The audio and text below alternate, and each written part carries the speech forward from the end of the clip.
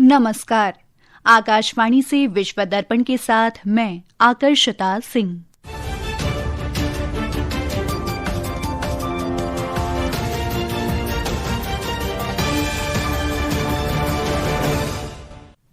मुख्य समाचार। भारत ने नेपाल को चुनाव संबंधी सहायता की तीसरी किस्त सौंपी। इसमें 270 से अधिक वाहन शामिल। ब्राजील के राष्ट्रपति लुइस इनासियो लूला दा सिल्वा और फ्रांस के राष्ट्रपति इमैनुअल मैक्रों अगले सप्ताह भारत एआई इम्पैक्ट सम्मेलन में भाग लेने के लिए भारत आएंगे। बांग्लादेश में संसदीय चुनाव और जनमत संग्रह के लिए आज हुए मतदान के बाद मतगणना जारी। और नई दिल्ली में एशियाई निशानेबाजी चैंपियनशिप में भारत का पदक जीतने का सिलसिला जारी। आज 3 और स्वर्ण पदक जीते। और अब समाचार विस्तार से। भारत ने आज नेपाल को चुनाव संबंधी सहायता की तीसरी किस्त सौंपी। नेपाल स्थित भारतीय उच्चायोग ने बताया कि राजदूत नवीन श्रीवास्तव ने आगामी चुनाव की तैयारियों के लिए नेपाल द्वारा मांगी गई सहायता के अनुसार 270 से अधिक वाहन और अन्य सामग्री सौंपी। एक रिपोर्ट। नेपाल के गृह मंत्री ओम प्रकाश आर्यल ने काठमांडू में यह सहायता प्राप्त की। सहायता में नेपाली सेना के लिए 50 ट्रक शामिल हैं। इन्हें सेना प्रमुख जनरल अशोक राज सिगदेल ने प्राप्त किया। नेपाल के गृह मंत्री ने समय पर और महत्वपूर्ण सहायता के लिए भारत का आभार व्यक्त किया। उन्होंने दोनों देशों के बीच पारस्परिक रूप से लाभकारी और व्यापक सहयोग की सराहना भी की, जो आपसी विश्वास, मित्रता और लोकतांत्रिक मूल्यों के प्रति साझा प्रतिबद्धता पर आधारित है। भारत ने इस वर्ष 20 और 29 जनवरी को नेपाल को चुनाव संबंधी सहायता की पहली 2 किश्तें सौंपी थी। इनमें 310 से अधिक वाहन और अन्य सामग्रियां शामिल थीं। आने वाले दिनों में कुछ और सामग्रियां भी सौंपे जाने की उम्मीद है। सुपर्णा की रिपोर्ट के साथ समाचार कक्ष से करिश्मा राय। ब्राजील के राष्ट्रपति लुइस इनासियो लूला दा सिल्वा 18 से 22 फरवरी तक भारत की राजकीय यात्रा पर रहेंगे। प्रधानमंत्री नरेंद्र मोदी ने श्री लूला दा सिल्वा को भारत एआई इम्पैक्ट शिखर सम्मेलन में भाग लेने के लिए आमंत्रित किया है।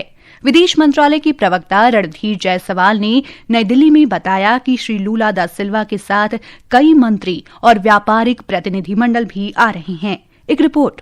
श्री रणधीर जायसवाल ने कहा कि 21 फरवरी को प्रधानमंत्री नरेंद्र मोदी और ब्राजील के राष्ट्रपति के बीच द्विपक्षीय वार्ता होगी। राष्ट्रपति द्रौपदी मुर्मू उनके सम्मान में रात्रि भोज का आयोजन करेंगी। दोनों नेता द्विपक्षीय संबंधों के सभी पहलुओं की समीक्षा करेंगे। प्रधानमंत्री श्री लूला दा सिल्वा के सम्मान में दोपहर में भोज देंगे। दोनों नेता बहुपक्षीय मंचों में सहयोग, सुधारित बहुपक्षवाद, वैश्विक शासन और वैश्विक दक्षिण से संबंधित मुद्दों पर सहित पारस्परिक हित के क्षेत्रीय और वैश्विक मुद्दों पर विचार विमर्श भी करेंगे। ब्राजील के राष्ट्रपति के साथ लगभग 14 मंत्रियों और ब्राजील की कंपनियों के शीर्ष मुख्य कार्यकारी अधिकारियों का एक बड़ा प्रतिनिधिमंडल भी आने की संभावना है। श्री जायसवाल ने बताया कि फ्रांस के राष्ट्रपति इमैनुअल मैक्रों भी शिखर सम्मेलन के लिए 3 दिन की भारत यात्रा पर आ रहे हैं। भारत अमेरिका व्यापार वार्ता पर श्री जायसवाल ने कहा कि अंतरिम व्यापार समझौते के ढांचे पर संयुक्त वक्तव्य इस मामले में दोनों देशों की आपसी समझ का आधार है। उन्होंने कहा कि दोनों पक्ष अब इस ढांचे को लागू करने और अंतरिम समझौते को अंतिम रूप देने की दिशा में काम करेंगे। दोनों देशों के बीच में एक ज्वाइंट स्टेटमेंट 7 फरवरी को जारी किया गया था। यह ज्वाइंट स्टेटमेंट ही वह ढांचा है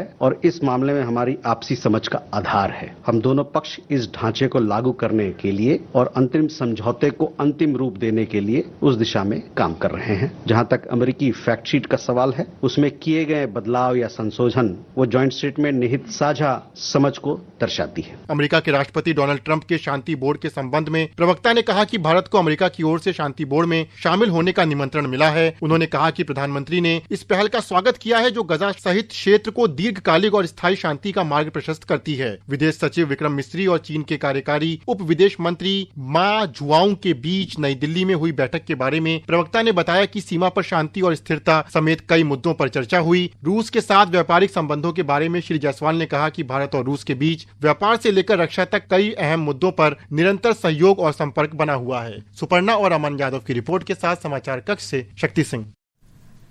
रूस के विदेश मंत्रालय ने कहा है कि अमेरिका के नेतृत्व वाले शांति बोर्ड की पहली बैठक में रूस शामिल नहीं होगा। विदेश मंत्रालय की प्रवक्ता मारिया ज़खारोवा ने कहा कि बोर्ड में रूस के रुख को लेकर चर्चा जारी है। उनकी ये टिप्पणी ऐसे समय में आई है जब अमेरिका के नेतृत्व में 19 फरवरी को शांति बोर्ड की पहली बैठक होगी। पिछले महीने अमेरिका के राष्ट्रपति डोनाल्ड ट्रंप ने दावोस में शांति बोर्ड का शुभारंभ किया था। इसमें गजा में शांति स्थापित करने, सीमा पार रास्ते खोलने, सशस्त्र समूहों का निरस्त्रीकरण करने और दीर्घकालिक पुनर्निर्माण तथा आर्थिक पुनरुद्धार शुरू करने के लिए अमेरिका समर्थित प्रयासों की रूपरेखा प्रस्तुत की गई थी। रूस ने रात भर यूक्रेन पर ड्रोन और बैलिस्टिक मिसाइलों से हमला किया। इन हमलों से यूक्रेन की ऊर्जा व्यवस्था बुरी तरह प्रभावित हुई है और राजधानी कीव तथा निप्रो और ओडेसा शहरों में हजारों लोगों को गर्मी, बिजली और पानी के बिना रहना पड़ रहा है। मेयर विटाली क्लिस्टको ने कहा है कि अकेले कीव में ही आज लगभग 3,500 अपार्टमेंट इमारतों में तापमान गर्म करने की व्यवस्था नहीं थी, क्योंकि नवीनतम हमले से बिजली आपूर्ति बाधित हो गई थी। वहीं रूस ने युद्ध के दौरान जानबूझकर नागरिकों को निशाना बनाने से इनकार किया है। विश्व दर्पण समाचार आकाशवाणी से प्रसारित किए जा रहे हैं। ताजा समाचार जानने के लिए आप हमारे social media handle @AIR news Hindi को फॉलो कर सकते हैं। विश्व दर्पण में आपका फिर स्वागत है। बांग्लादेश में संसदीय चुनाव और जुलाई के राष्ट्रीय संविधान पर जनमत संग्रह के समापन के बाद मतगणना जारी है। चुनाव आयोग ने बताया है कि मतदान काफी हद तक शांतिपूर्ण रहा। ब्यौरा हमारे संवाददाता से। आज सुबह 7:30 बजे से दोपहर 4:30 बजे तक बांग्लादेश के 299 निर्वाचन क्षेत्रों में मतदान हुआ। चुनाव आयोग के वरिष्ठ सचिव अख्तर अहमद ने बताया कि दोपहर 2 बजे तक मतदान प्रतिशत 47.51% रहा। यह आंकड़ा देश भर के कुल 42,651 मतदान केंद्रों में से 36,000 से अधिक केंद्रों से मिली रिपोर्ट के आधार पर है। हालांकि आयोग ने कहा कि किसी भी मतदान केंद्र पर मतदान नहीं रोका गया और स्थिति नियंत्रण में रही, लेकिन कुछ घटनाएं सामने आई। इनमें 2 जिलों में ग्रेनेड विस्फोट और राजशाही 3 में एक निर्दलीय महिला उम्मीदवार पर कथित हमला शामिल है। इस बीच बांग्लादेश जमाते इस्लामी के नेतृत्व वाले 11 दलों के गठबंधन ने मुख्य चुनाव आयुक्त से मुलाकात कर 3 निर्वाचन क्षेत्रों में मतदान रद्द करने की मांग की। अंतिम परिणाम रिटर्निंग अधिकारियों और चुनाव आयोग द्वारा मतगणना पूरी होने के बाद घोषित किए जाने की उम्मीद है। नवल सिंह परमार, आकाशवाणी समाचार, ढाका। क्यूबा में अमेरिका की नाकाबंदी के कारण ऊर्जा संकट बढ़ता जा रहा है। इस बीच मैक्सिको की नौसेना के 2 जहाज मानवीय सहायता सामग्री लेकर आज क्यूबा पहुंचे। ये जहाज अमेरिका के राष्ट्रपति डोनाल्ड ट्रंप द्वारा क्यूबा को तेल बेचने या आपूर्ति करने वाले किसी भी देश पर शुल्क लगाने की धमकी के बाद पहुंचे हैं।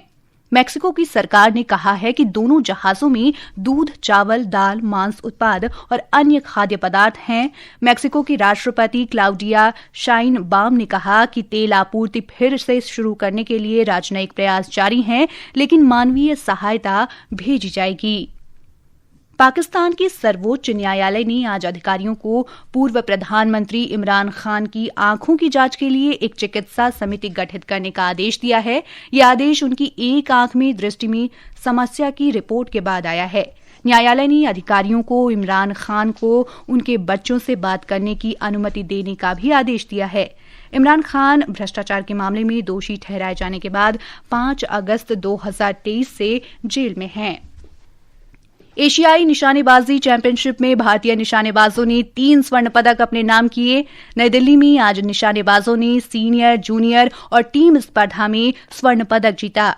50 मीटर राइफल 3 पोजीशन स्पर्धा में ऐश्वर्य प्रताप सिंह तोमर ने स्वर्ण पदक अपने नाम किया। टीम स्पर्धा में नीरज, ऐश्वर्य और श्योराड़ की भारतीय जोड़ी ने स्वर्ण पदक जीता। वहीं जूनियर पुरुष फाइनल में एड्रियन कर्माकर ने स्वर्ण पदक हासिल किया। दिल्ली में आईसीसी T20 क्रिकेट विश्व कप में भारत ने नामीबिया को 210 रन का लक्ष्य दिया है। जवाब में ताजा समाचार मिलने तक नामीबिया ने 17वें ओवर में 6 विकेट पर 111 रन बना लिए हैं। और अंत में मुख्य समाचार एक बार फिर।